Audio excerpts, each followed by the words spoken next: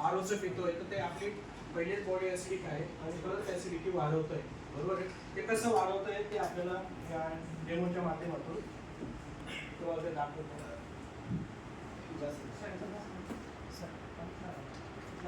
बंद करून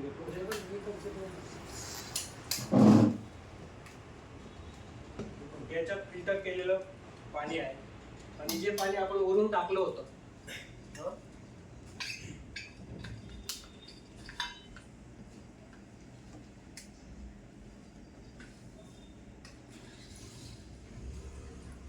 हे 2 नंबरचं ते आहे तुमचं पाणी.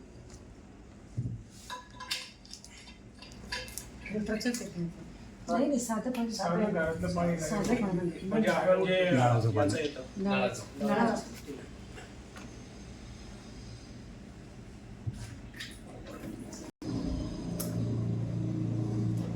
हे आपलं जारचं आहे, जे वरून आपण टाकलंय ते फिल्टरचं आहे.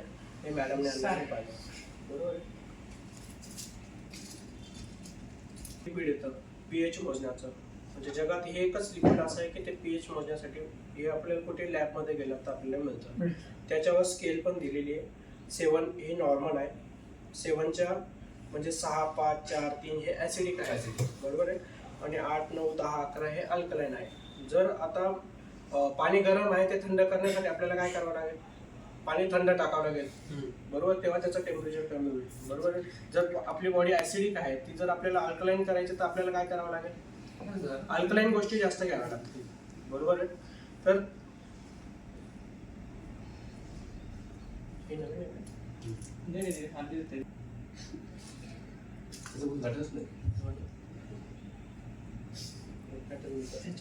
चांगल्या महाकाशा सिरीज मध्ये आपण प्रॉडक्ट जर आपण घेणार असू, बरोबर आहे, ते जर पाण्यात टाकून घेणार आहेत आपण, तर ते पाणी पण त्या पद्धतीनेच प्रॉपर पाहिजे.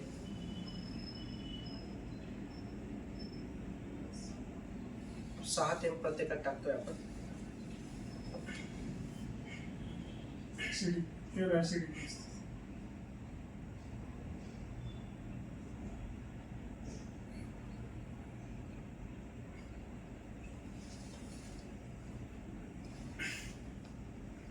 कुठली जादू नाही आहे, आपण फक्त पाणी याच्यातनं काढलेलं आहे. त्याला इन्स्टंट, ते पण असं काही नाही की त्याला काही लाईट वगैरे लागली वगैरे, त्याला काही मेंटेनन्स आहे असं काही नाही आहे.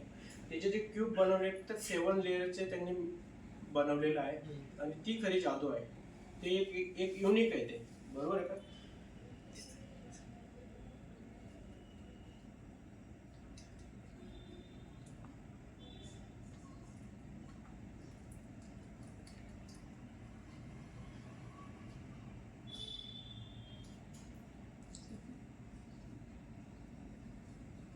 आता हे जर आपण याचं रीडिंग घेतलं, मॅडम बघता बघा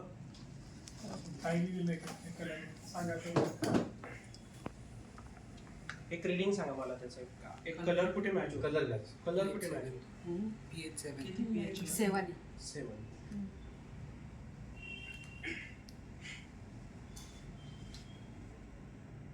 याचा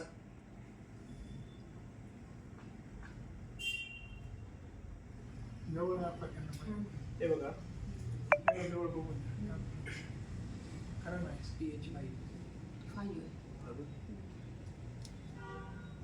5 आणि 4च्या मध्ये वाटतंय ते, बरोबर. म्हणजे काय झालंय, pH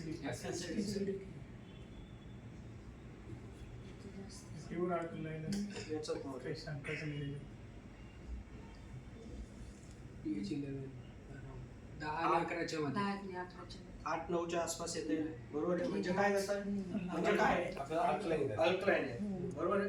हे जर पाणी पिलं तर आपली बॉडी कुठेतरी ऍसिडिक पासून अल्कलाइन कडे येईल, बरोबर आहे. म्हणजे आणि याच्यासाठी खूप मोठं काही असं हे वापरलेलं नाहीये, सर्वसामान्य याच्यामध्ये फरक